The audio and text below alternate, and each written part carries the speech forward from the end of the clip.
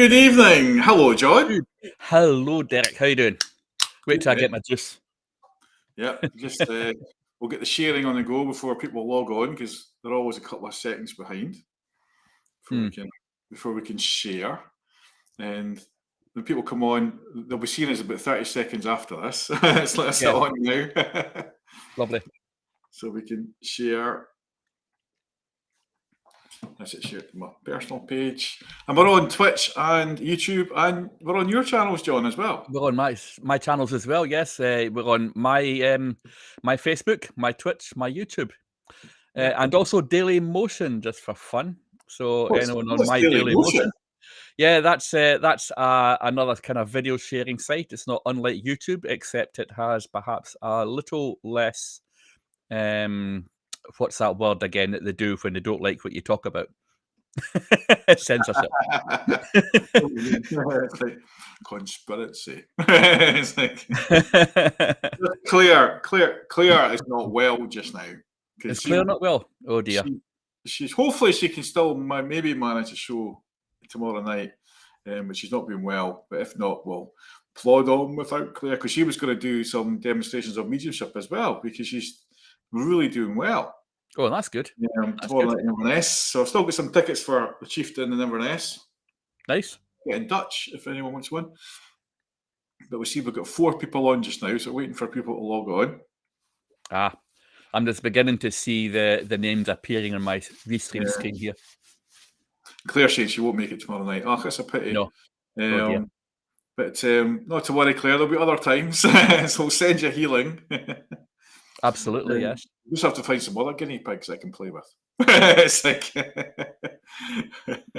Anna McInnes, she could come up. She could be the past life regression. Derek, are you looking for someone else to kind of land in it? You know, like where you say, just come on for a 5-minute chat or something, and then you leave them to do the work. Are you going to... That's how you learn. That's how you learn. And it's just like you've got to trust in the angels, haven't you? Absolutely. Well, that is the topic. That is the topic of the day as well, isn't it? We could maybe talk about how much we think we can trust the angels. Well, that's it. Tonight's subject is angels and aliens. And I thought the last time we did this, it was quite a chat. And we quite have people all over the world tuning in here and talking about angels and aliens and their thoughts, not just on UFOs, John, but all sorts of.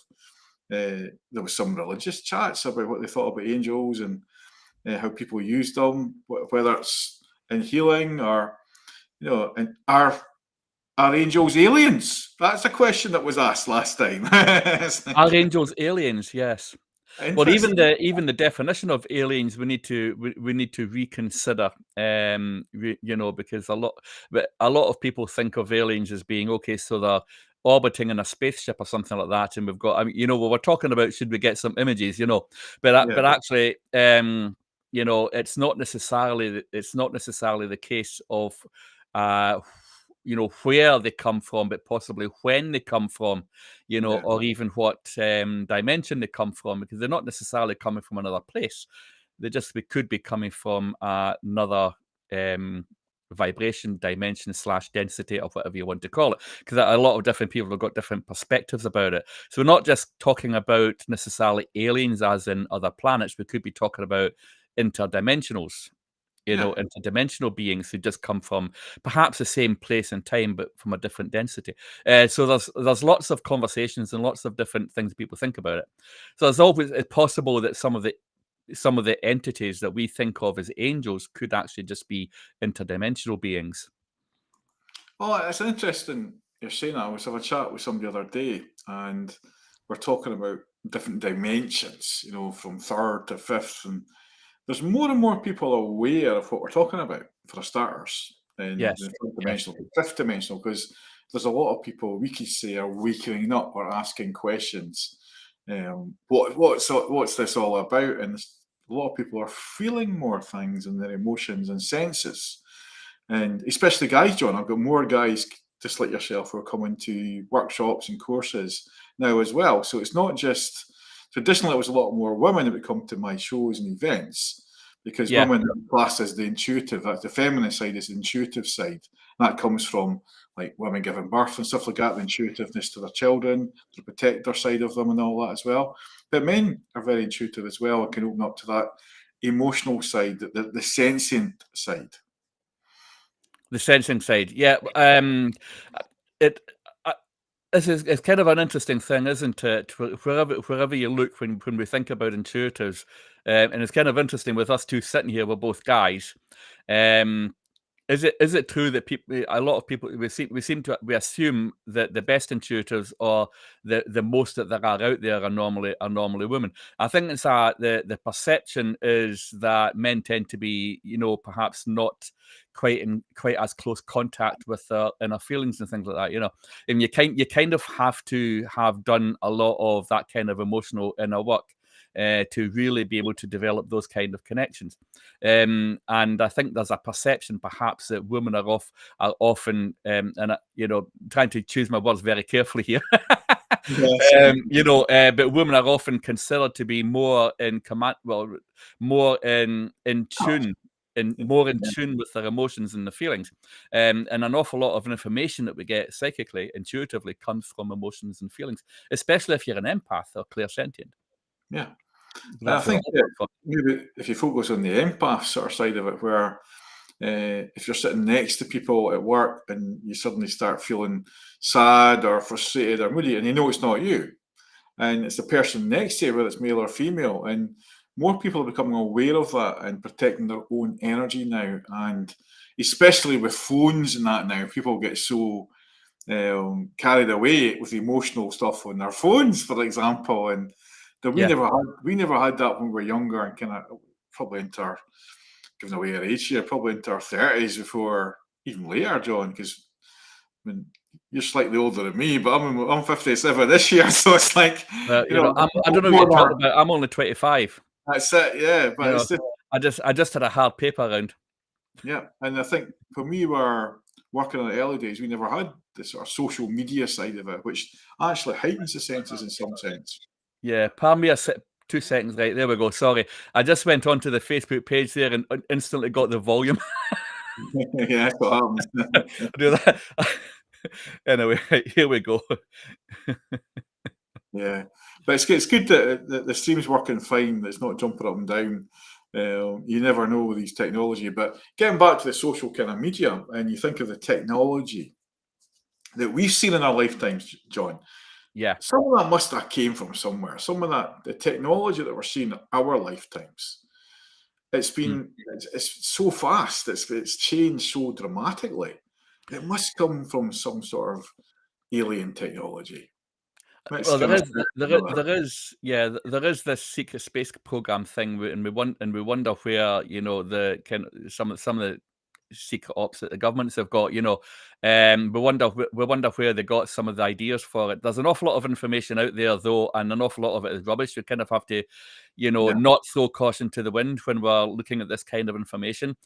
There's so much of it that is disinformation, probably channeled from official sources, just to muddy the waters and confuse everybody so that we can never really figure out what's really going on. But what can't be denied, though, is that in the 1960s, a computer that has considerably less power than this, considerably less power than this would have taken up a whole massive room. And would have been an awful lot slower. And it's weird when you think about it.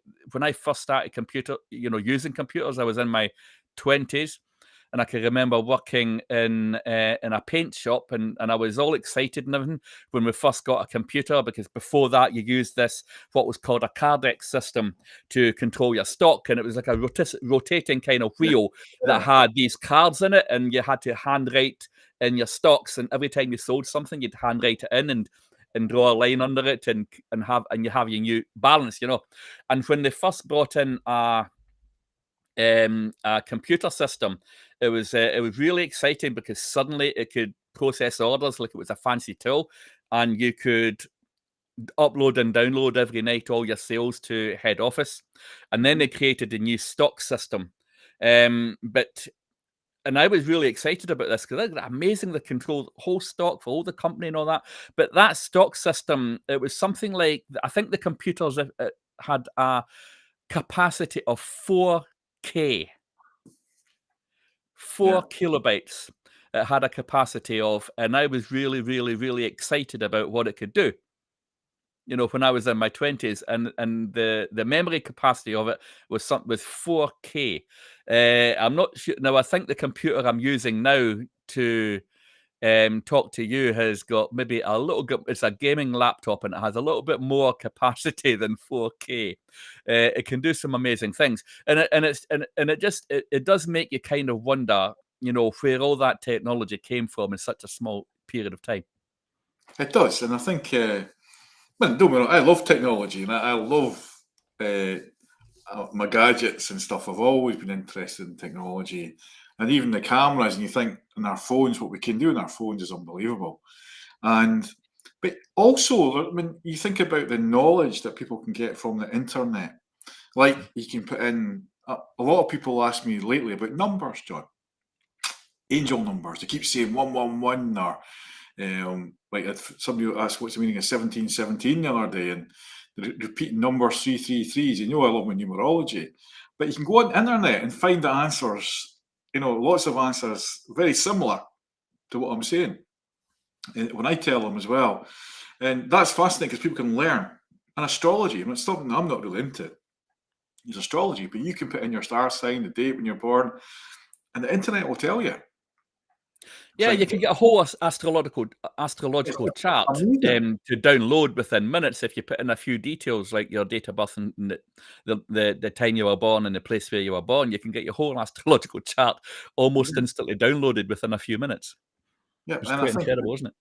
no, I think that's now it does leave it open for the scammers and stuff like that as well to rip people off. And I did a wee event at the weekend there, and just sort of a wee crowd of 30 people, and I was telling them to watch that there is charlatans out there who will rip you off and who will make false claims and whatnot. And we abide by the regulations, even though I don't always agree with them at times. And we can't talk about fertility, finance, and health, really, you know, when we're doing live events, because we're on the Consumer Act, that's psychics and mediums.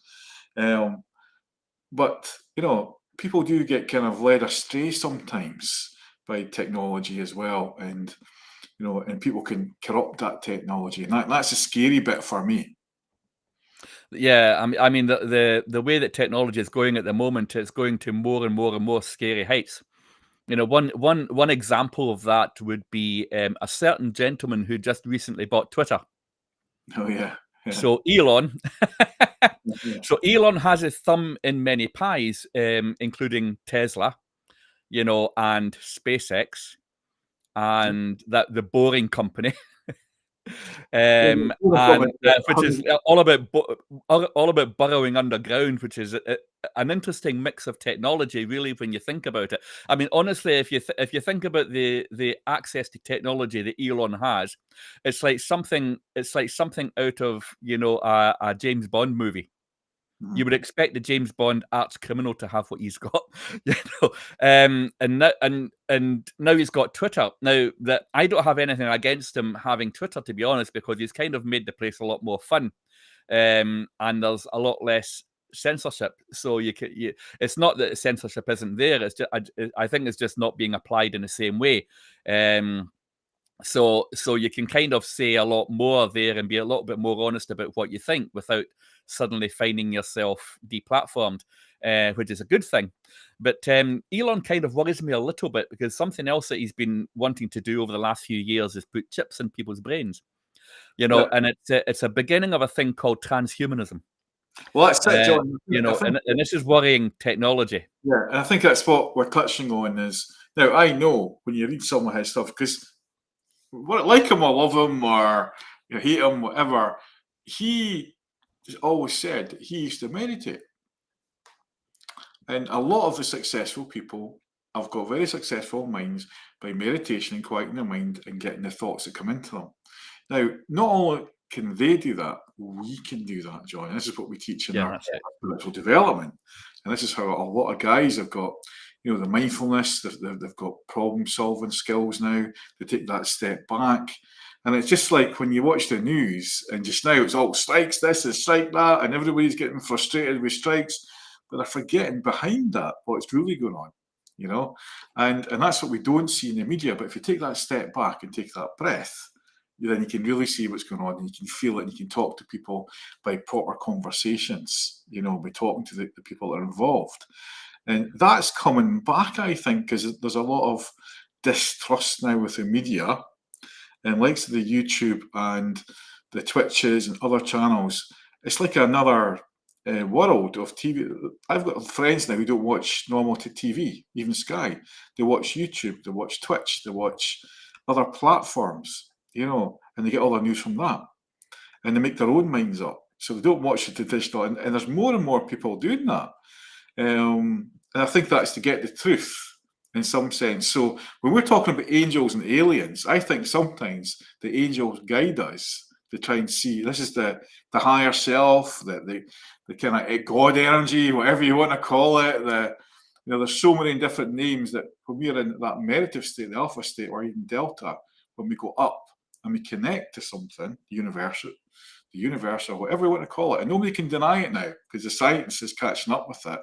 And it's like, I had to laugh, John. I was at a workshop, it must have been about 7 or 8 years ago. And it's one of my friends, Jack Black, who runs Mindstore, and he was talking about remote viewing and clairvoyance and stuff. Not clairvoyance, but like visualizing, which is really clairvoyance. It's like visualizing. So all these successful people, motivators, Tony Roberts said, all these people are using basic spiritual development tools. Well, this is true, and just you mentioned clairvoyance. I mean, that was the first. I mean, of course, everyone. If you think that, could I be psychic and could I be intuitive and things like that, the first thing that people tend to want to be is clairvoyant. Ooh, imagine I could see something right there, and people kind of want to be clairvoyant. Clairvoyance originally, that French term, clear seeing, really meant just clear seeing, what's going on in the world around you. It didn't actually have any original psychic connotations, but it kind of developed into having that connotation. And then the other terms came along afterwards. But actually, if you can dream, then you're clairvoyant. It's as simple as that, because when you dream, let's think about it. Your eyes are closed and you're asleep, and the only eye you're using is the one you've got inside here, sometimes called the pineal gland, the inner eye. That's what you're using when you're dreaming. So you're proof every time you dream, that's proof positive that you're clairvoyant. So we don't have to worry about whether we can see. We just have to understand that if we can dream, then we can see. That's like, because I remember this old psychic saying to me, and doing a fantastic card reader, and I've said it to you often when you started out, is you dream over the cards. It's like you dream over the cards. And he's saying it's true. And it's like, but I used to do that over food. It's like if I was in a buffet, I used to visualize that buffet or that food before it started. So that's like clairvoyant in a sense, because you're visualizing it and you're seeing it before you finish it. You know what I mean? And sometimes you see something, you don't know how you're going to get there, but you end up getting there. And it's just like when we're doing the tea leaf readings, for example, and we'll laugh at this because we're in the top 12 for doing a tea leaf reading party and something different, unique with Eventbrite.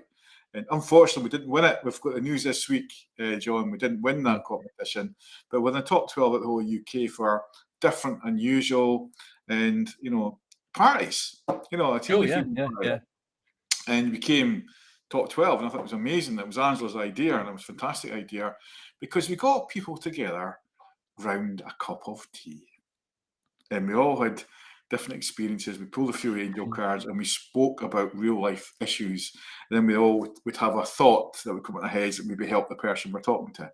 And to me, that's what we all see things. We all have that inner knowledge or inner visions.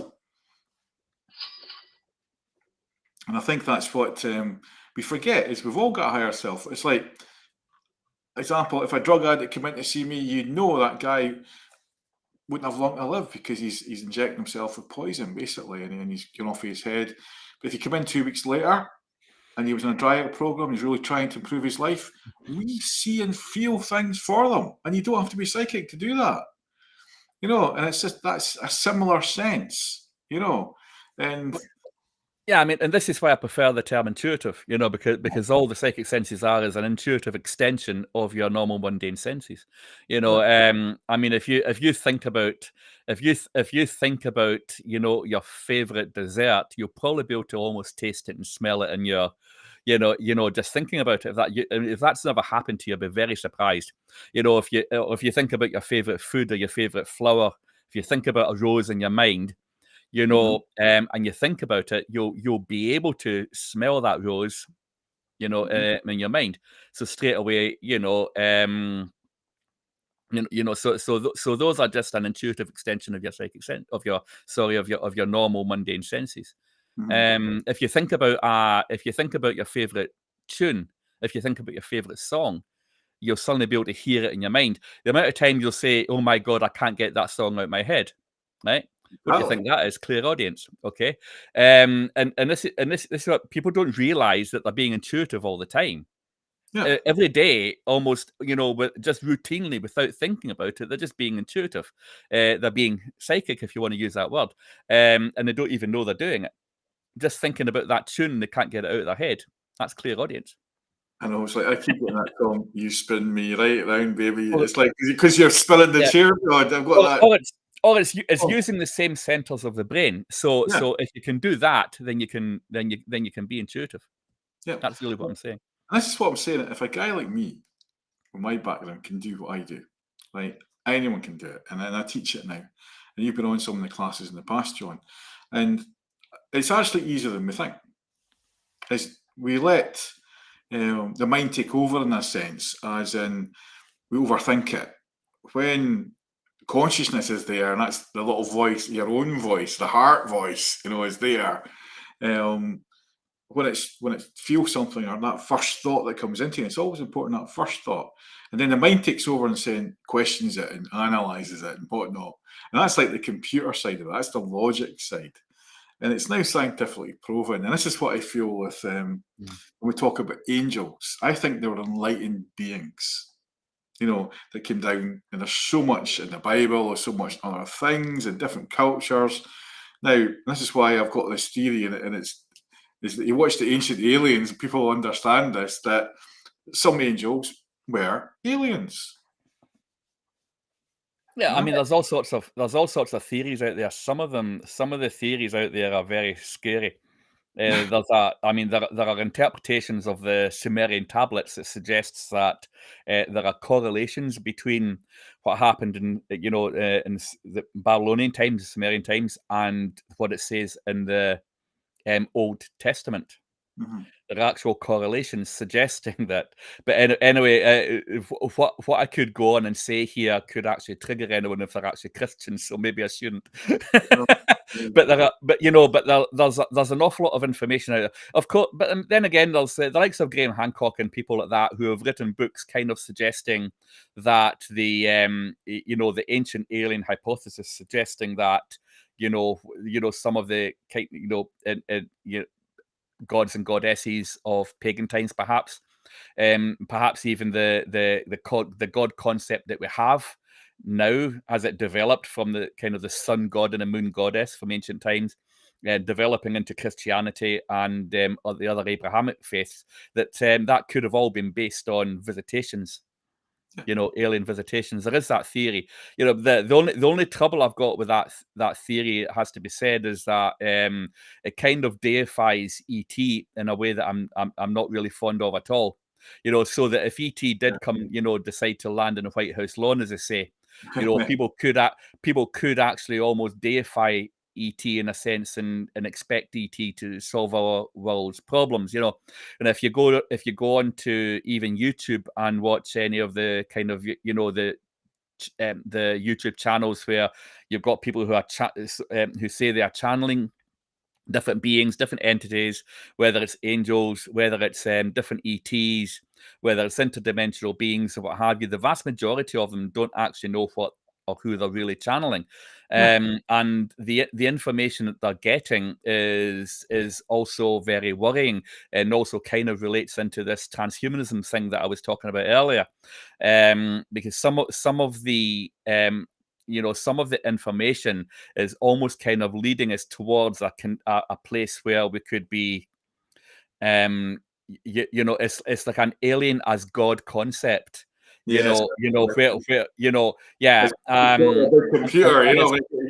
And it's beginning to worship technology to the point where transhumanism could be a real possibility in the future. Building cyborgs and stuff like that. I mean, if you think about what I said earlier, the difference between this device and a computer in the 1960s, it's not that crazy a thought to think about in another 20 or 30 or 50 years they could be building cyborgs. But it's actually quite a scary thought that in 20 or 30 or 50 years they could be building cyborgs. Because what does that do to a human being? What does that do to the human condition? And where does that lead the world if people are beginning to worship technology in that way? Do they actually think that part of the concept of transhumanism is the idea that you can make yourself immortal with it?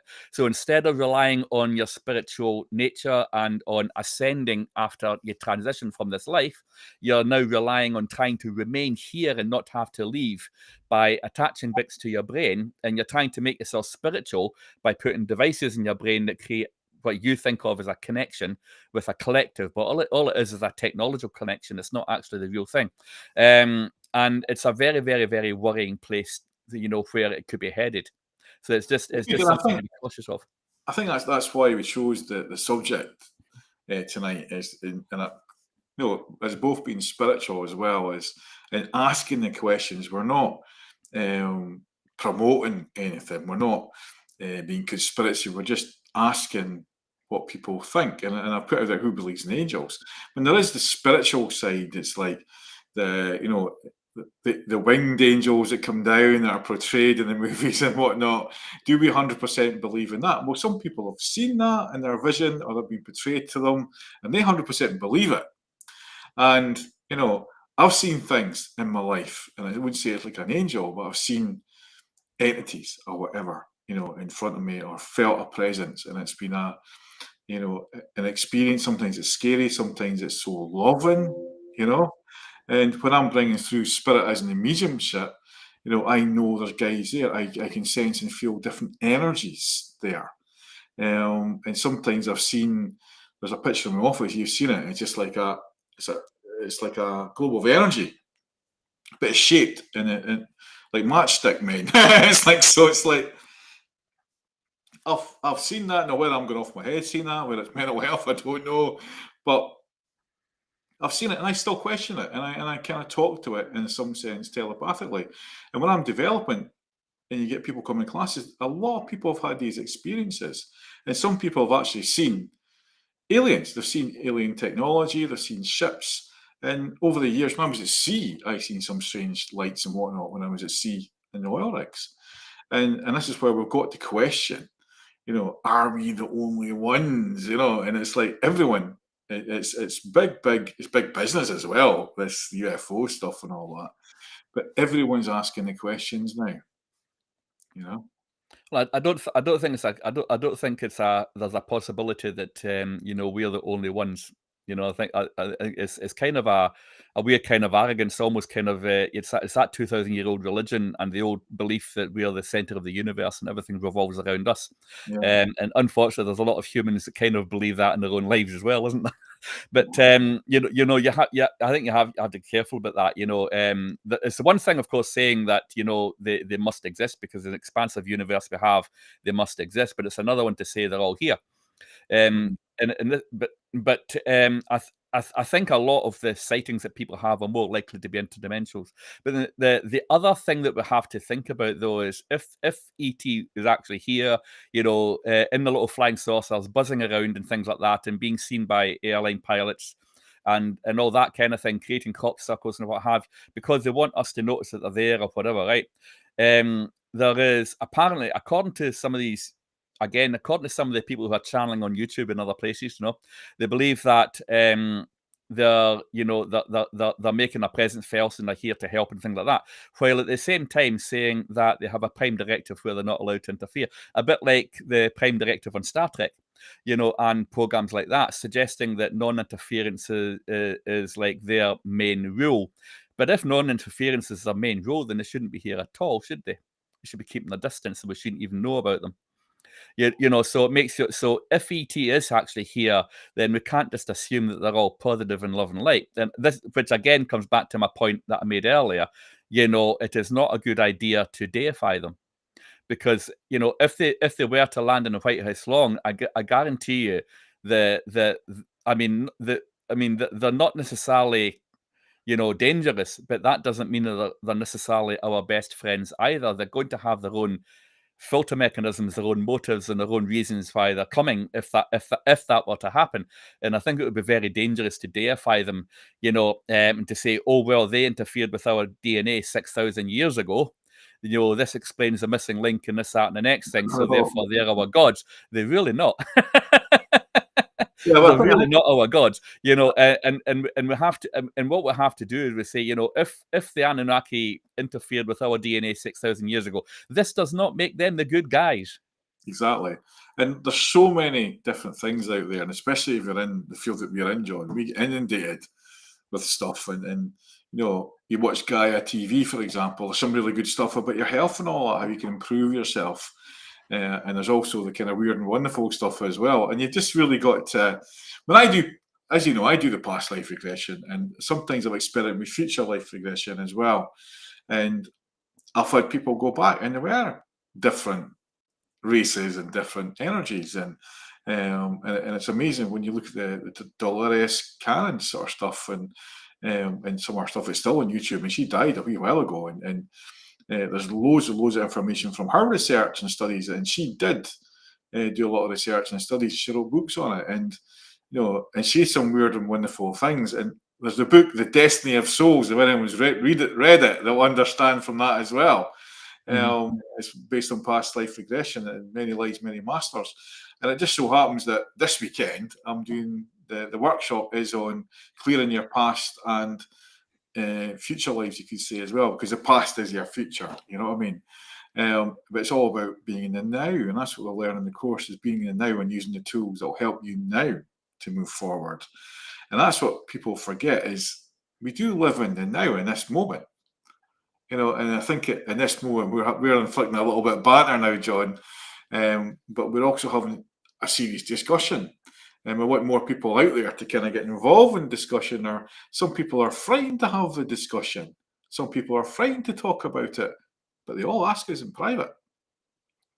Yeah, I mean, it's one of those kind of taboo topics, but there is actually some official information out there, for example, to kind of strongly suggest, although the UK is keeping tight-lipped about it, but there's been bits of information coming, there's been declassified in the US that kind of confirms that,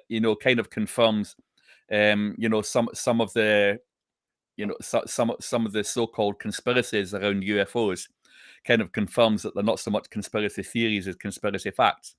But of course, a lot of the information came out around about the time when the pandemic was at its height and things like that, and of course that information got buried and people didn't really pay attention because everybody was talking about the pandemic. But if you go and you do a little digging, you'll actually find that there has been data declassified that kind of strongly suggests that some of the information about around UFOs is actually true.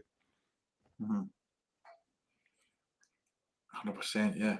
And I think it's a fascinating subject, and we could talk for hours on this alone, and you could show videos and all that. But I just wanted people out there that are going to watch this or download this later on, is to ask themselves that question, because a lot of the things that we do, as in go into yourself, or even when you think about energy healing and how that feels, and the remote viewing, I've taught that as well, reading auras, all that.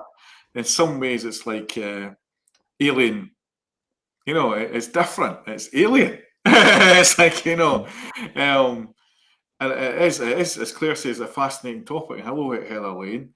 and others that are watching. And please get involved and ask questions and put your bit in as well, because I feel we should be talking and questioning things. And, it's like, I never ever thought I would be a Reiki master or be a hypnotist. I'd be doing these things and believing in angels. Now I work with energies as in a medium, and I totally believe in some of the stuff I get. And I do question some of the negative stuff I get as well, John. You're right. You've got to get the balance. If it feels heavy, it's not right. If it feels light, it's right. And there is dark beings, there is dark energies or dark mass. I don't know how you explain it. And we've all been somewhere where it's been quite negative. Or there's been negative energy around, But I always say to people, we've got to accept that negativity, because we need negative and a positive to create the big bang. But let it go through you. Don't hang on to the negative. You know what I mean? Yeah, that's it. I mean, there's also a thing that actually, when you become spiritual and you begin to do a lot of that inner work, you might start to have interesting dreams, and some of those dreams might not be very comfortable. Because when you're first starting to do the work, your vibration might be high enough to actually, make some contact, but not high enough to bypass the lower astral realms. And so you could find yourself, with entity attachments and things like that you have to kind of shed yourself of and get rid of.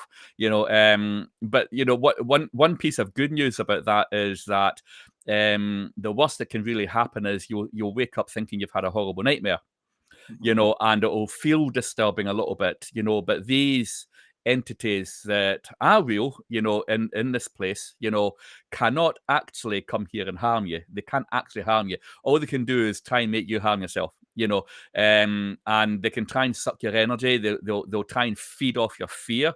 That's why they look horrible, because they want you to be scared, because that's what they feed off of.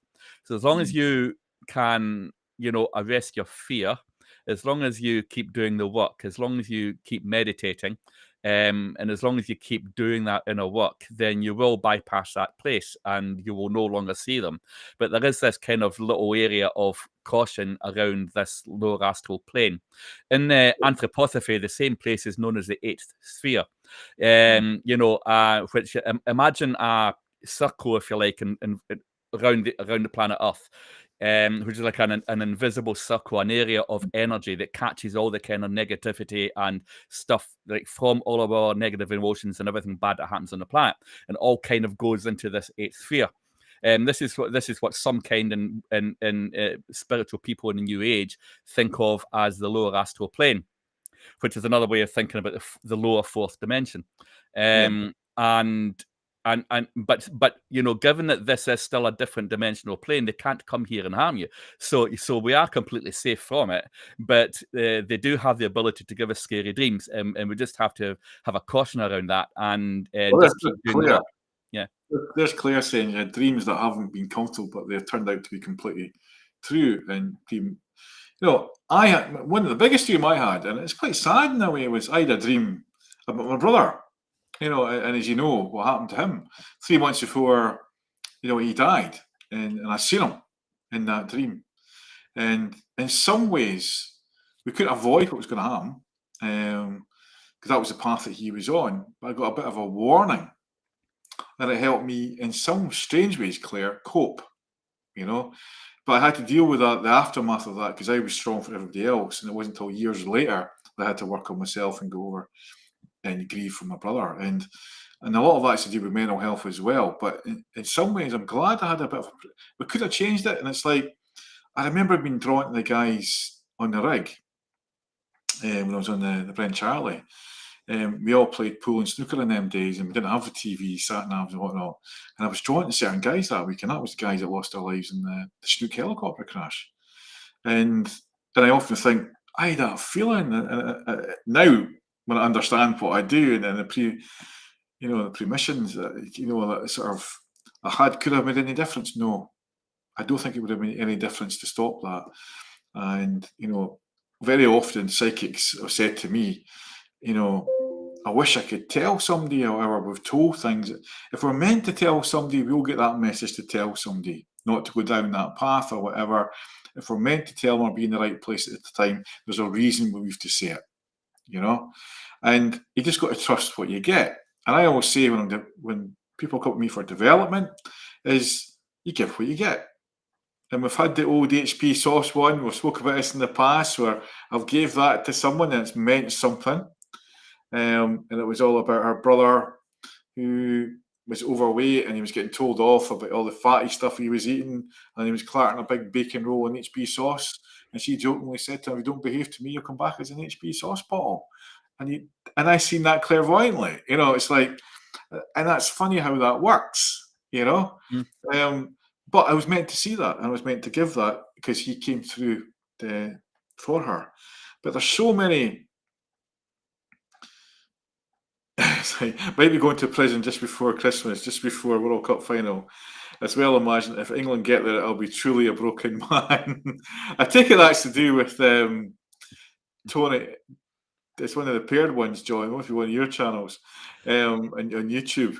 I take it that's because of the situation in Qatar and all that over there about Qatar, right? Okay, Aye. yes. Now, I totally I think it's outrageous, and I think it's, as a football man, daft guy myself, and John will tell you I'm football daft, and I was ashamed of a football club. I think had the World Cup in the wrong place, and I think a lot more research should have been done. But that's me personally, and I think you can visualize that happening. But sometimes I'm visualizing myself, John, when I was doing the TUC stuff and speeches, and I ended up being in TV and whatnot. And I visualized what I forecast that something was going to happen again, and something did happen again offshore.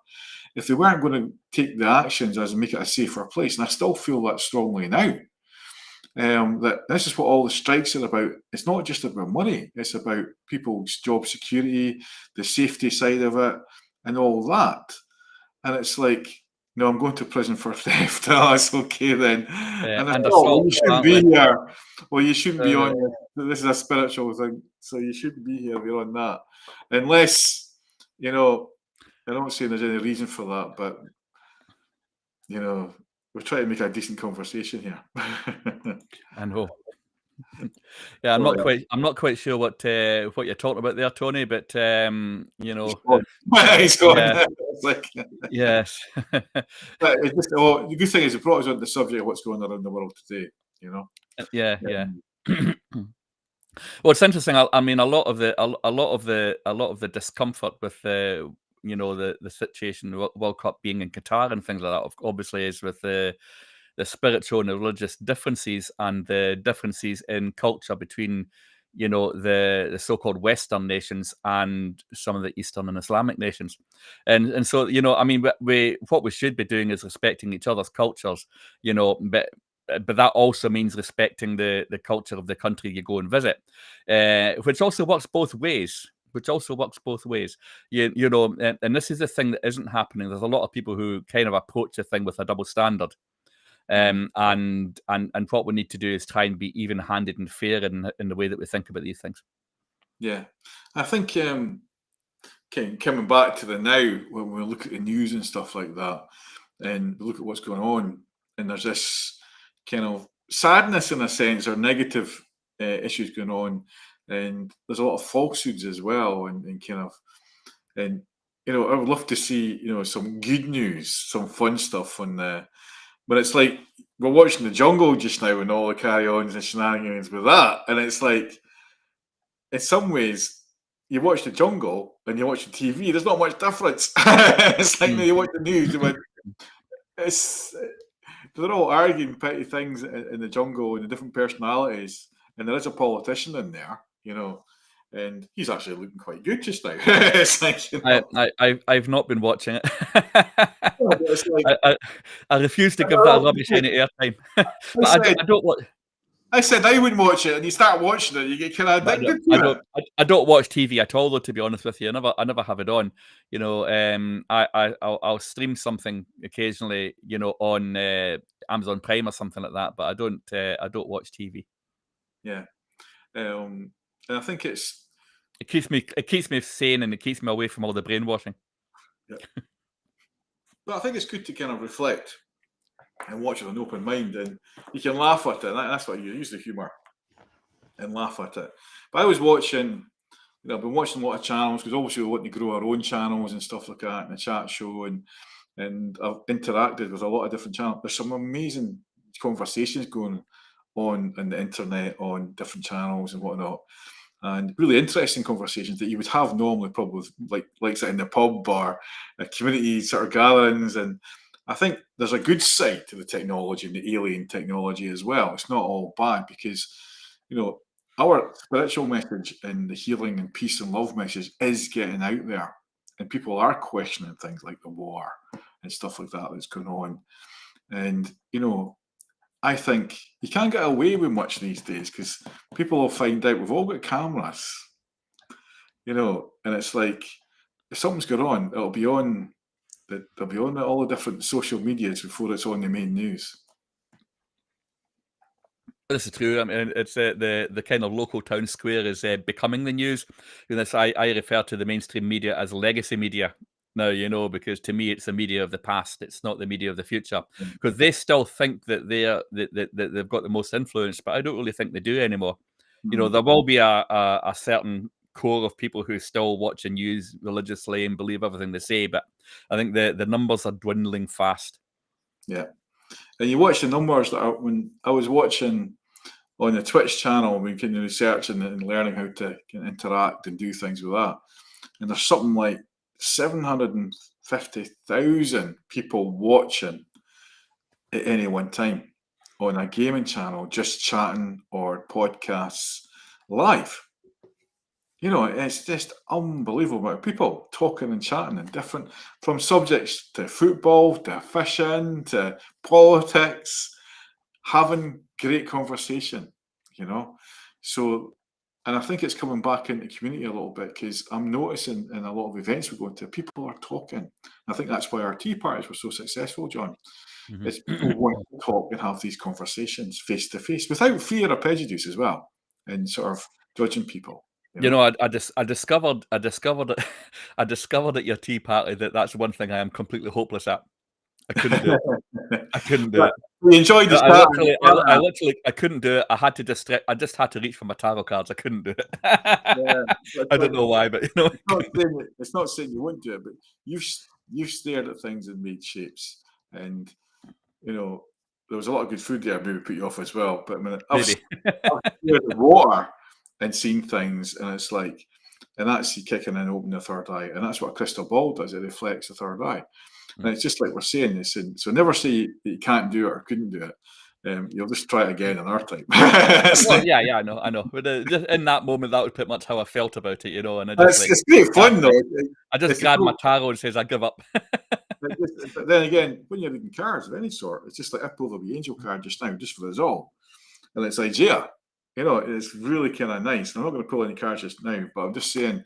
And it's so funny. It's like this guardian angel protecting this Mother Earth, you could say, the mother figure, right? And it's like, it's a good time to give birth to new ideas and situations in your life and watching over you, guiding you, protecting you during these changes. Now, I think there's a massive change going on around the world. And we're noticing it because guys like me and you who are in this field are getting more and more people coming to us who are unsure of what's going on, who are opening up and their senses are heightened. It's like in some ways the veil's been lifted because they're not being brainwashed all the time with the mainstream media now. Yeah, I know it is kind of changing. I don't know, the legacy media has had its day is the thing I can think of saying about it. The legacy media has definitely had its day. It's a thing of the past, but again, all that really happens is that the same elites that were controlling the legacy media are controlling the social networks, and of course, apart from what's happening with Elon over at Twitter, the rest of the media is pretty much still the same way, and still censoring as much as they were before, and upping the ante in the censorship all the time, in all sorts of new and wonderful ways. It's almost amazing there's as many people finding this stream, if you think about it, this live stream that we're doing right now. It's like, but what amazes me is like, there might be only 9, 10, 12 people watching just now, but the people who watch it later on. And Yeah, a who lot more listen. people will see it afterwards. Yeah. And I think that's the beauty of this type of broadcast, whether it's in YouTube or Twitch or whatever. People do watch and look for these kind of subjects, you know, and we need more of it. And that's when I've got next week. I've got a really good discussion with Lorna, who you met at that party, John. Yeah. And she runs her own place out in St Cyrus Centre, and it's all about new beginnings. And because it's the 1st of December, I thought that's the subject, you know, and it's next Thursday night, and all about new beginnings. And we'll be hearing from her about her story and all her new beginnings. And we'll talk about everybody can have a new beginning. Like every day is a new beginning, and we don't have to live in the past. And being the 1st of December, the lead up to Christmas, sometimes it can be quite sad for folk because you start thinking of loved ones at Christmas time, but it doesn't have to be. And people get lonely. And I've got a blog on loneliness this week, which I do every single year, and people should read it. Is you don't have to be. I mean, being alone is not a bad thing. You can have time to study. You can. When Angela went away for she was away seeing the girls and all that, and away doing something, and I was alone for a wee while, and it was great because we carry out, watched all the spacey movies, and we invited our pal Steve up for the weekend as well. We had a night out for the weekend because she was away a Halloween weekend or a spooky weekend, and it's good to be alone sometimes. And I know people who have lost people and often feel the loneliness of loss, but if we stay in that negative, we say, okay, our mother, our father, our loved ones no longer there, but we can go and meet other people and we can take time to heal. But sitting there and sort of being down in the dumps about it, it's not going to change our situation. And this is what we're saying about the new beginnings next week is, you know, just take that first step. And I've got a workshop in January, John, and you've been to some of my positive thinking workshops about the goals and all that.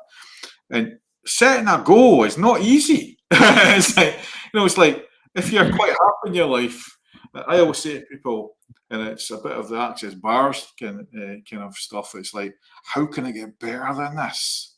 You know, even when it's good, how can I get better? You know, and this is what we're saying to people now: is how can I get better than this? You know, and yeah, I'm loving the technology. I'm loving things that are going on. It's not all bad, John. No, absolutely not. I mean, look at it this way: any technology that we can use to share bad news can also be used to share good. You know, there isn't anything that I don't think there's many things that are only bad. Transhumanism is only bad, but there aren't many things that are that. But even then, you know, I think some of Elon's technology is supposed to be, you know, like cures for epilepsy and things like that. But it's like a Trojan horse issue, really. Yeah. But I mean, pretty much anything that can be used for bad can also be used for good.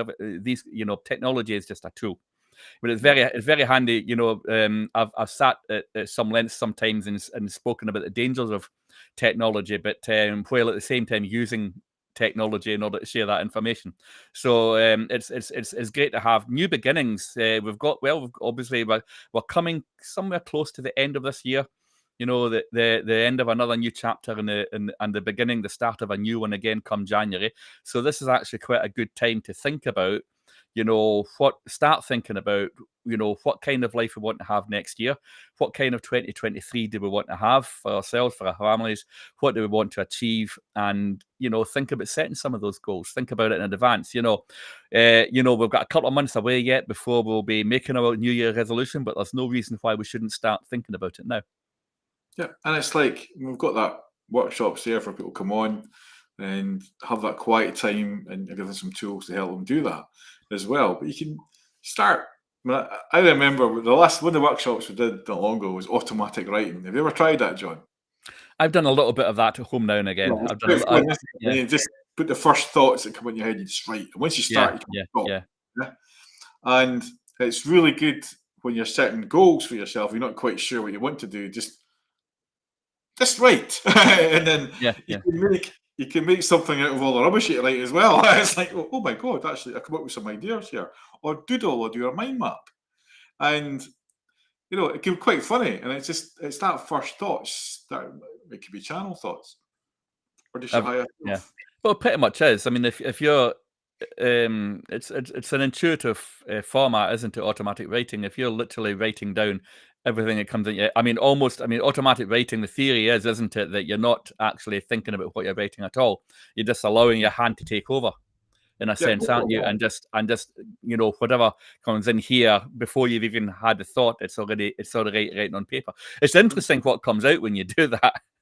No, it's not always about connecting. You can use it as a mediumship tool, but it's not always about mediumship. It's about your channel thoughts, whether it's your higher self or spirit, whatever. Yeah, I tend to think it's your higher self that's really coming through when it's that, and it's. I think also it's probably more likely to be messages for you personally rather than something for anyone else. So it's not something I would think about doing for a client. But it's something I would do for myself. It's quite a good thing to do. Yeah. What I'm doing this weekend is the timeline readings. Remember them? Oh yeah, okay, yeah. The workshops, you were quite impressed with that. And you can try this at home, guys. And it's like you can draw a line, and it's the person in front of you, and you put the year they were born and to the age they are now, and you just look at the line, and you stare at it, and you just put little ups and down arrows or just lines on the line, and guess the age. Something happened there. You were age 12. Something happened there.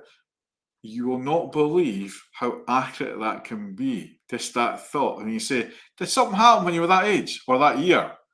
And they go, how did you know that? I don't know. It's just a line. It's like, and it starts the process of us reading past lives or present lives. And I think you were quite surprised the first time you tried that, John. Yeah, it was an interesting exercise. That's a few years ago now. It's the first time I've even thought about it. Yeah. For a while, yeah. But that was actually very interesting exercise. It kind of reminded me about something which is different, but in along a similar vein of thinking about your timeline.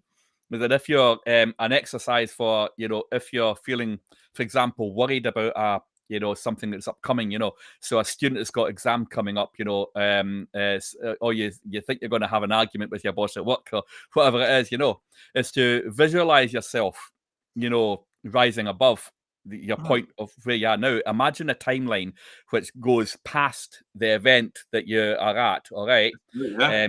Imagine how you're feeling just now, all the fear and stuff like that, and then project yourself past the event and down onto the timeline beyond it.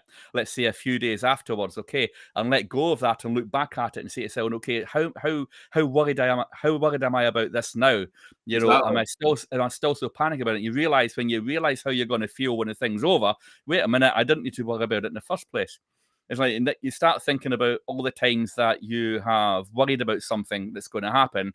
And then you've gone through it and you've got the other side and you've worried, wait a minute, and you've thought to yourself, wait a minute, why was I so worried? I didn't need to. And this kind of timeline exercise is really handy to project yourself just beyond the time of the event and then look back at the event again and see, oh, wait a minute, that wasn't so hard after all.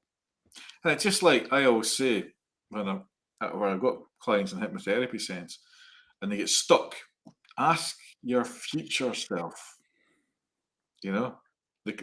what happened, or ask your future self what to do next.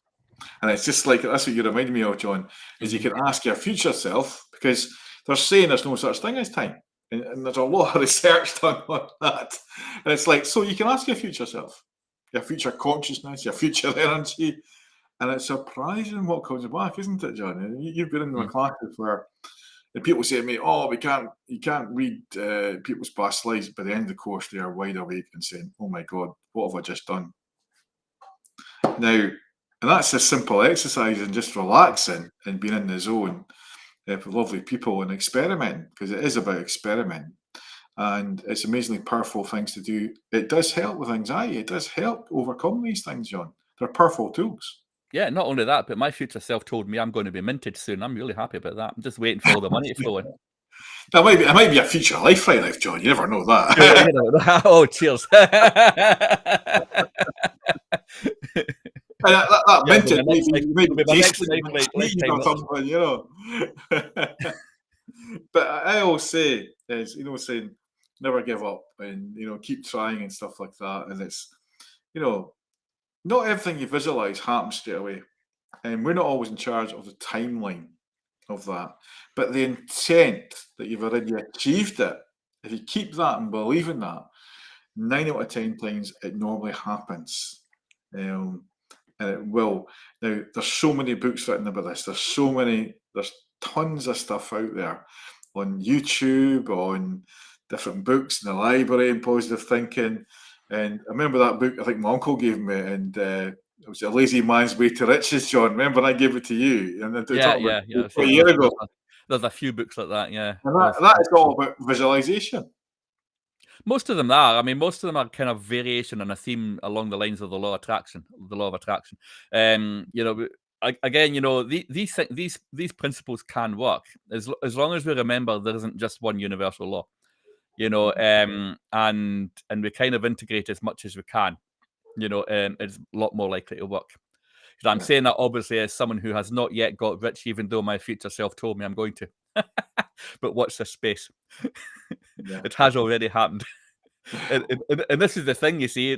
This is what you do, though. If you make jokes about it and you don't really believe it, then it's never going to happen. So you have to genuinely believe it. Yeah. And you have to genuinely know it. And speaking about believing, we'll let see if we've got a few people here. Will we do a couple of angel cards tonight, or will we just carry on with the conversation? Do you think they deserve getting a couple of cards for them tonight?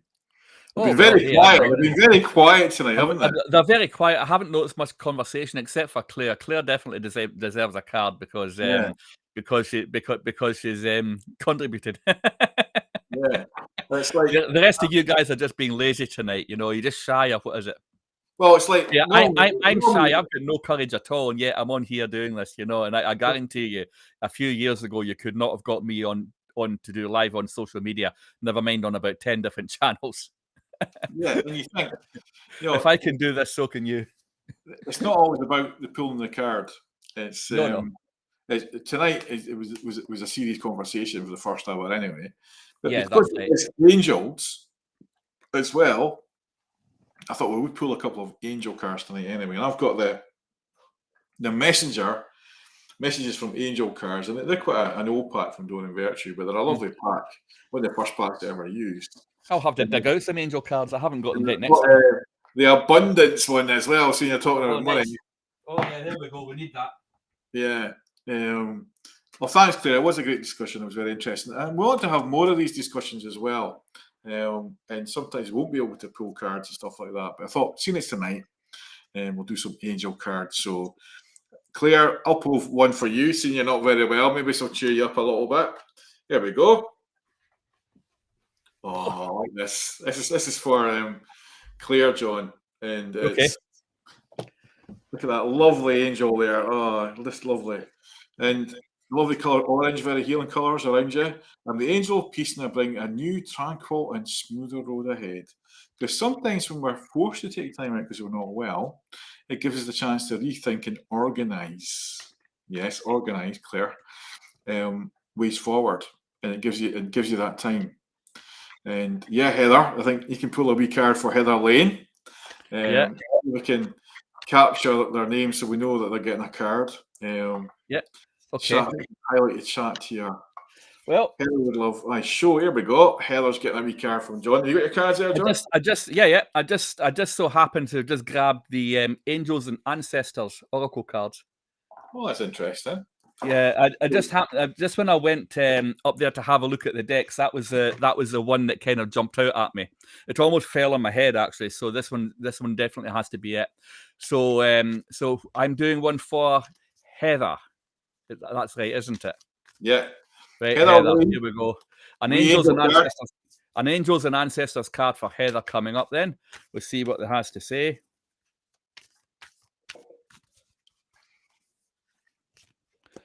Right then. Well, that's interesting considering what we were just talking about. So I'll show you the card first of all. Okay. Now you might not be able to see what it says on it. So this is a High Priest, and it says intend and create. So, and we were literally just talking about that kind of positive thinking stuff, Heather. We're talking about things like the law of attraction and all that kind of thing. I feel like saying there is something that you want, that you want to do. Maybe you're not totally sure that you can. Maybe you want something more than you think you can. And sometimes we just need that extra little bit of belief. We need to know that we can, and we need to just be willing to put ourselves forward and take one small step at a time. And so it's really about, and you were talking about setting goals, actually intention setting. I really think you need to set the intention first and then plan. So intend and create, Heather. That's my advice for you today. I hope that works for you. Yeah, I've got a good feeling about that as well, Heather. So I think that's good. Now I've got Lindsay McDonald. Could I have a card, please? Now I have went for the Angel Abundance cards for you, Lindsay, because that's what I was drawn to. And I'm going to give them a good reshuffle here. But I'm feeling, when I tune into it, a little bit of frustration around you, Lindsay. So I'm kind of feeling that maybe things aren't going as well as they could be, right? But positivity, faith, and optimism is the card here. And it's a lovely, colourful card. And when I look at the card, I always say look at the card first before you read the writing. And I'm drawn to the lovely sort of tigery cat there as well, and the lion, and looking after the sheep there at the bottom. So it's all about strength and keeping strong. And this lovely angel with lovely wings above her, a lot of yellow and red, so it's been direct. You open the doorway to positive experiences and your opportunities with your positive expectations and energy. Do not allow negative energy or temporary setbacks to interfere with the path that you are on. Keep the faith and keep going. And that's what it's all about. It's a lovely card there. Is remember to keep the faith. We all get knockbacks. Life gives us knockbacks, John. I mean, things happen, as they say, shit happens. It's like, and you got to deal with it. You can't walk away from it, and you got to find solutions to that problems, and you do find solutions.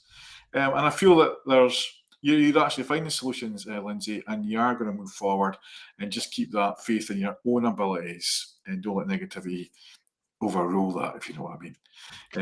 Ellen Stewart, she's looking for a card, John. Ellen's lovely, one of our regular clients as well. Okay. Ellen Stewart. Well, Ellen, I still have the angels and ancestors here. So I'll stick with that just now. You see, I've been shuffling away ever since while Derek was talking there. So here we go, a card for Ellen. Big screen. Wow, I feel really special now. I'm not quite sure it's a good idea putting me in a big screen, to be honest with you.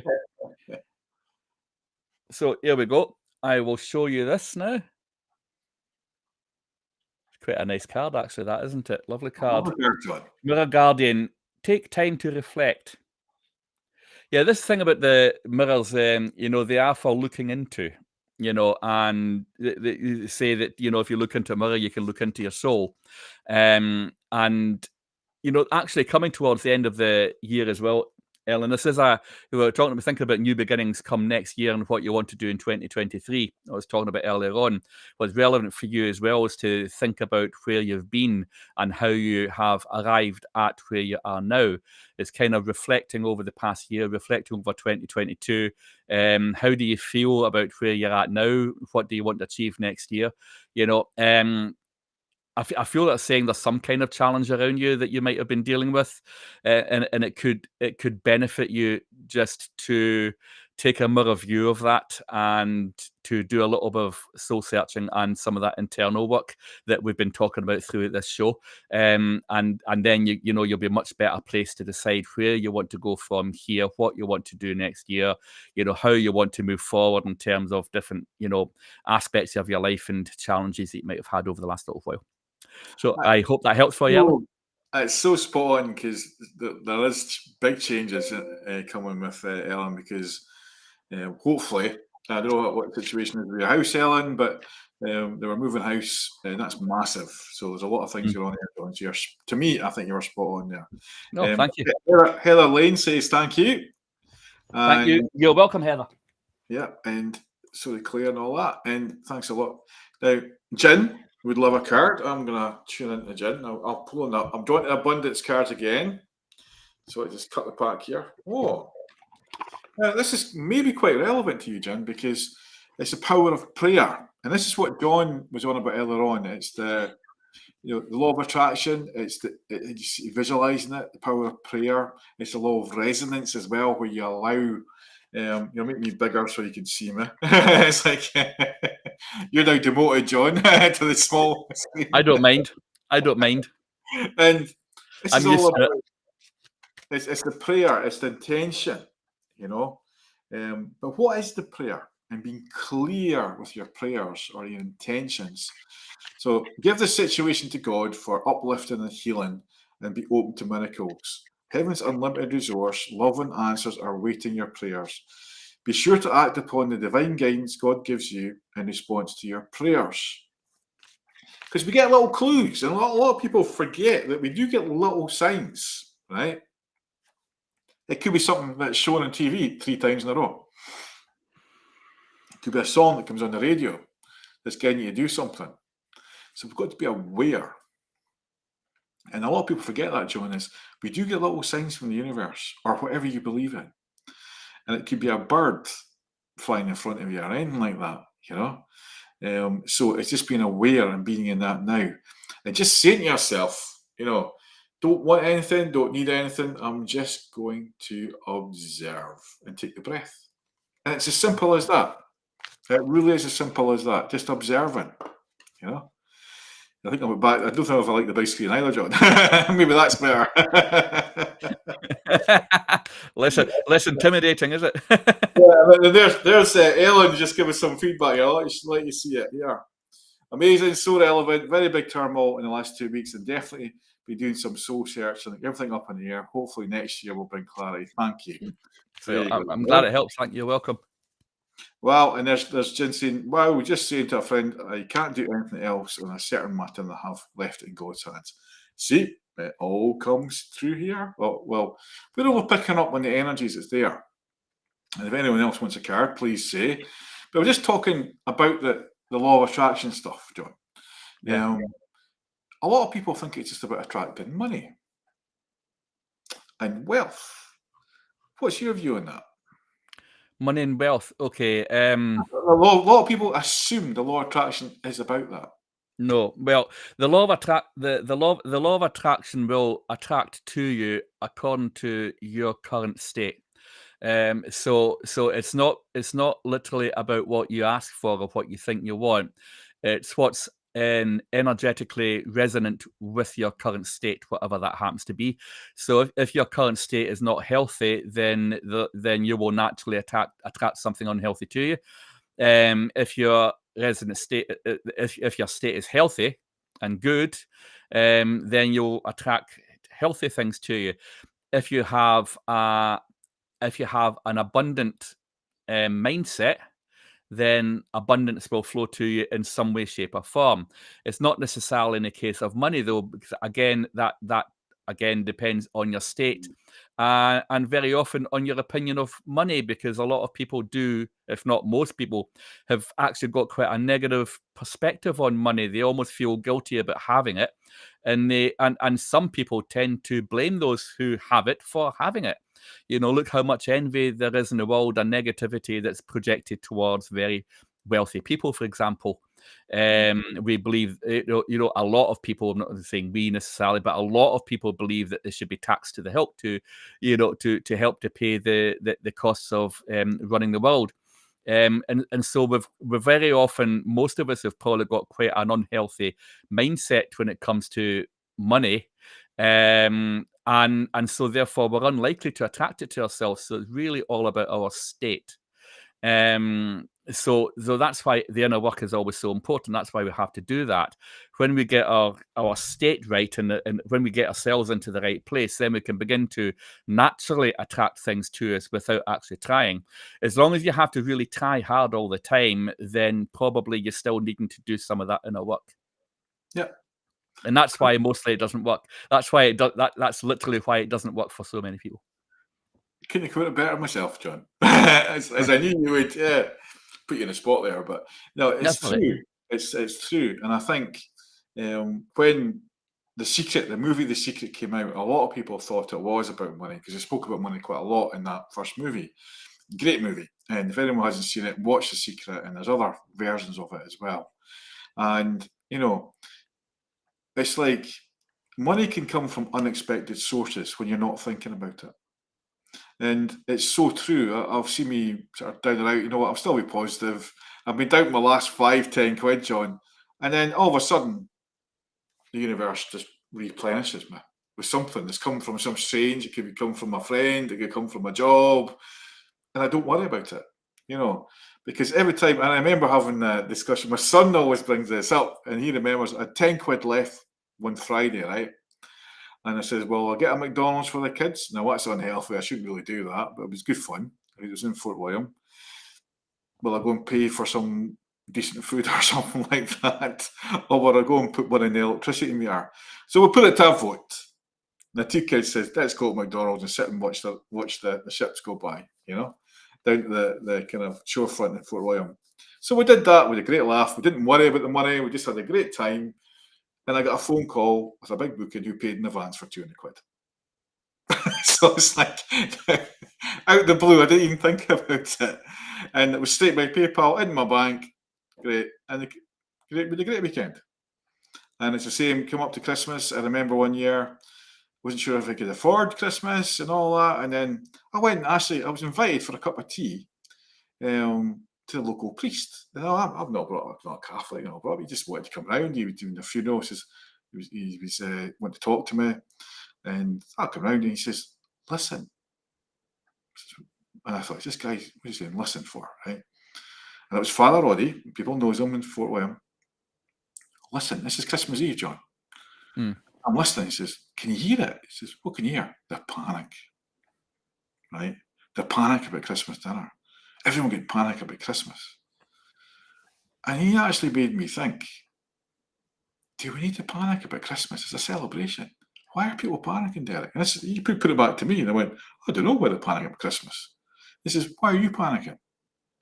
Right? It's like, so maybe think, he says, why am I panicking? It's like, this is, what can you do? I'll go and see my granny, I'll go and see some uncles and cousins I haven't seen for a while. I'll go for a walk. And again, I went and seen them, spent some time with them. And this is not true. Speed of the taxi phones me up. Right, I need a different present for the wife. I want to pay you now for a party that you're going to do in the future. Okay. This is at 12 o'clock. Comes up. Cash, gives me cash. Like later on, I just want, give me a receipt. I want to put it in the card. And he sent me away. I went, I've not got 200 quid to go shopping with. It's like, I think it was 250 or something like that, you know. This is a few years ago, and this is like a big party. And I went, okay, you know, I can always, you know, I'm going to do it, and I'll make sure I do it. But it gave me that little bit extra to go and visit, and I bought some presents for the family. Because I stopped worrying about it. I actually spent time that morning going visiting people. And that's what the law of attraction is about. To me, it's like not worrying about it. Because I did worry, it's just, it'll come. It'll come in its own time, its own way. And by God, does it come when you need it. Well, another good way of having things come to you with the law of attraction is to stop trying to attract money in the first place. You know, as soon as you try to attract money, then you start thinking about the means by which you're going to attract that money. You know, is it a promotion? Is it a better job? Is money going to fall out of the sky? And that's not a good way. Again, it comes back to the negative mindset about money. So what to do instead is to manifest the things that you actually want with the money. You know, so if you want to go on a holiday, then that's what you want. If you need some new clothes, then that's what you want. If you want to buy some nice Christmas presents for your family, then that's what you want.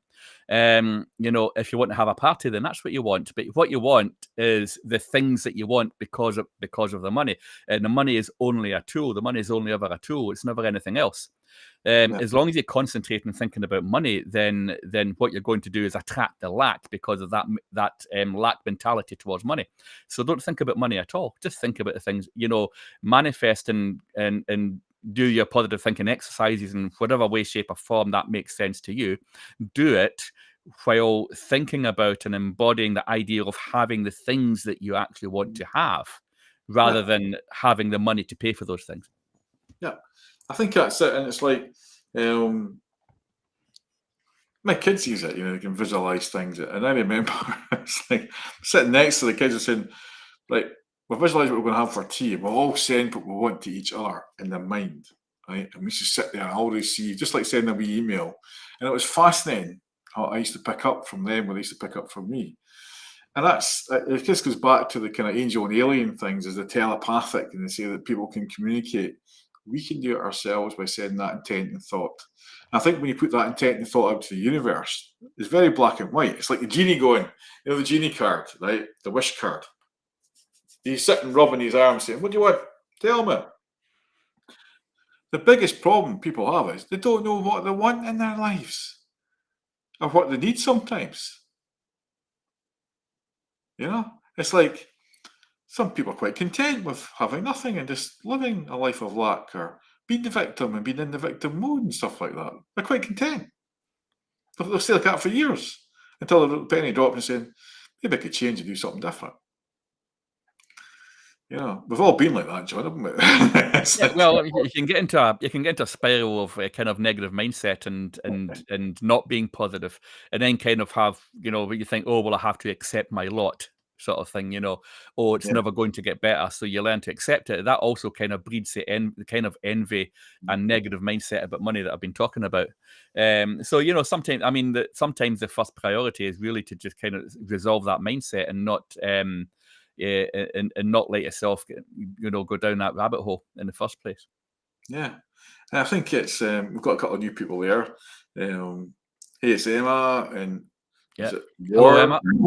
Ward, and it's just like if we've only got like sort of 10 minutes left of the show. People want to ask any questions on some of the subjects tonight: angels and aliens, abundant, some of the cards we've pulled, and feel free to ask any questions. And just bear in mind, it takes about 30 seconds before we see the question. And we'll do our best to give what meager answers that we can come up with at short notice. And it's like we hope we're going to make this regular every Thursday night, and we're sticking to it. And John will fill in when other people can't, and we're hoping to get back to. I'm going to do my tea break with Psychic Duke more often as well. Then we're getting to more structure at work, and hopefully, John, we can kickstart the Psychic Breakfast Show. We've been trying it for years, but yes, I know it's a different concept. It seems the poor thing seems to live in the back burner. Yeah, but we'll get there eventually. But we're obviously doing our own things as well, so we'll get there with it. So Ward is saying that he's greetings from Belgium. Well, hello from Belgium. That's cool, isn't it? We've got people from all over the place coming on to us. Yeah, and it's really cool. Like the subject tonight was, even get back to the captions, was Ward is angels and aliens, and we had a good conversation about, are some angels aliens and stuff like that, and we sort of shared some of our views and whatnots, and not conspiracy, but just asking the questions and what people's views are on that. And next week we're talking about new beginnings next Thursday night. So every Thursday night, 7:30 on Twitch and YouTube, and my own platform, there will be having a chat show, on spiritual topics, on alien topics, on ghost. When you're on with me, Derek, is the time when we're most likely to talk about all the woo-woo stuff. Yes, because that's just me through and through. Yeah, also because you do the cards as well. Yes, that's right. And I encourage him to do that. It's an opportunity for John to practice as well. It's like, we actually don't practice it; you actually do it now. So yeah, that's right. Yeah. So let's see if we get this. Very interesting aliens. Yeah, I think we all are. I think there's more and more people interested in and there is a lot of information on YouTube and Gaia TV and there's a lot of mainstream people now actually starting to talk about the subject. Yeah. Again, every time I think about the information on around social media about alien, ET, angels, and channeling and things like that, I just have to keep coming back with that caution. That 95% of it is poor quality information.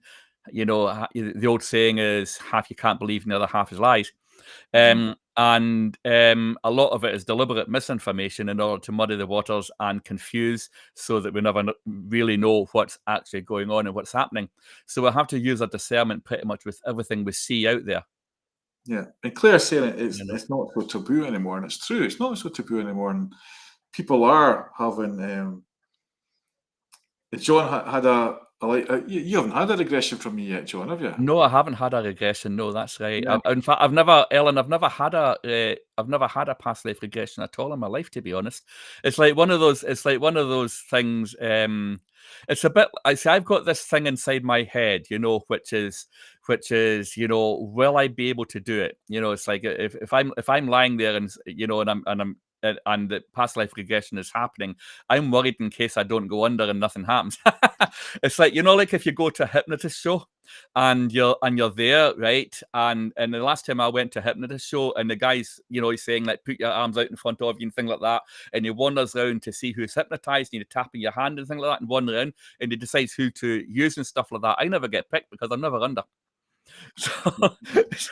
But one of these days, Derek, I'll let you do. But I'll joking aside, one of these days I'll let Derek do one for me. You were on a workshop years ago that we demonstrated, or we did like the timeline readings, we did stuff, and we all picked up on it. And Ward's asking, ever heard about Mission Real Mars? Is it? You see that, John? Mission Real Mars? No. Well, Ward, you have got the better of me there. I haven't heard of that. Haven't heard of that. So I haven't heard of that. So it's something for me to dig into afterwards. I'll have a look for that. Thanks for mentioning it. Yeah, and just to let people know, every Thursday we're going to be on here on Twitch and YouTube, and John will come on as a guest down again as well, and I'll be starting the tea break with Psychic again. That's quite good. That's more like card pulling, having a bit of fun. But we're trying to make these chat shows more about the subjects and not so much about the cards and stuff. And we will pull cards when we feel like it as well, John, won't we? But it's more about the subjects, because we want to get the debates and out there to people, because a lot of people ask me these questions when they come and see me, and we can't really discuss these things. But now we've got platforms we can use to discuss these issues, or feelings, emotions that people have, spiritual development, ghosty stuff. Because people always ask that question. People are always curious, John, aren't they? People, well, yes. I mean, I've been curious about a lot of this kind of stuff since I was a teenager. I mean, I bought my first book on UFOs when I was about 15. Yeah. That's how far back I go and dig. But what is surprising me, Ward, I've not heard of Mission Real Mars, but you're saying that it was something that were meant to govern us. That sounds interesting. Yeah, it sounds like something related to the Anunnaki then, or something like that. But I'll have a look at that after we're off. Yeah, thanks for that. Yeah, because we're always looking at different things, and there's so many paths and avenues that we've written down over the years, John, and looked at, researched at, and connected with as well. And it's a fascinating subject. There's so many different things from different entities, and I think you've got to be open-minded and make your own judgments on it. Yeah. Not everybody will agree with everything that everybody says. I think you've got to feel it yourself. And I think if we've gone about the past slides, if we come from different planets, for example, we will not have the same experiences as other humans. And some people say we've not just had hundreds of lives, we've had billions of lives. So that's an interesting concept to finish on, isn't it, John? It's quite possible. Well, our souls, have probably been manifesting in this solar system since its birth. I mean, according to anthroposophy, that's the case. So basically, any suggestions that we are really aliens and things like that wouldn't be true, really, because we've been manifesting here and incarnating here since the birth of the solar system. We are part of the solar system, integrated within it. That doesn't mean, though, that our souls weren't elsewhere before the formation of this solar system. That eons upon eons ago, we didn't originate, somewhere else. But as far as, but it depends. Again, this is just an opinion, and it depends on what you believe.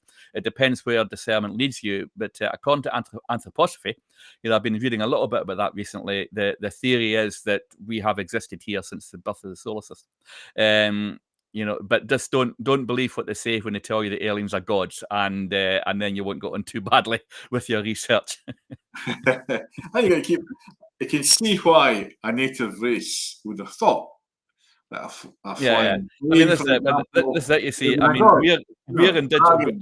All of us are indigenous to here. Okay, Yeah. and we may have had lifetimes elsewhere previously, but all of us are indigenous to here. ET is not our god, and transhumanism is a bad thing. Yeah.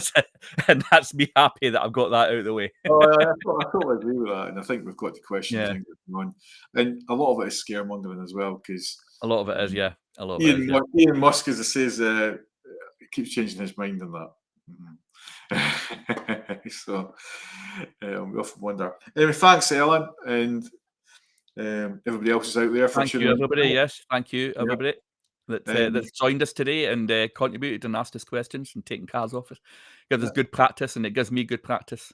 Yeah, and a good subject again. And next week we've got a good subject, New Beginnings, and interested to speak to Lorna. And the week after that, we've got other guests coming on as well. And right up to, we're going to do a especially Christmassy, ghosty one. Andrew's going to maybe do some storytelling. So that'll be interesting. And around about the 15th. That sounds cool. Yeah, and we've also got some parties in the office. Both the tea parties are full. We're in Aberdeen. We're back in Aberdeen, John. You can come and see us. From the 9th to the 12th, we've got a kind of Christmas extravaganza in the Spa Salon in the Market Street on the Friday night. Oh yeah, that's the 9th to the 12th, isn't it? Yeah, okay, that's cool. And we've got, we'll be there doing readings, therapies and that on the Saturday. And this Sunday we're doing a tea party. So get in touch with the clinics, all on the website, thehappymedium.co.uk. And on the Monday we'll be there for therapies as well. And then up here with the tea party, and I've got a show in the Snug. There's a Christmas dinner in the afternoon, and I'll do a little bit after that. And then we're going to have, you won't believe this one. This is quite a good one. And it was kind of, Angela thought this one up. Instead of Mad Friday, where everybody goes and gets drunk, we're having a mystical Mad Friday on the 23rd in the office. Mystical Friday, why not? Yeah, that sounds cool. Mystical Mad Friday. Mm-hmm. Cool. And it's going to be, some demonstrations of what we do through the day. Then we'll all have a few dramas and whatnot. A mystical Mad Friday kind of suggests that you might be inviting some ghosties along. You never know. You never know.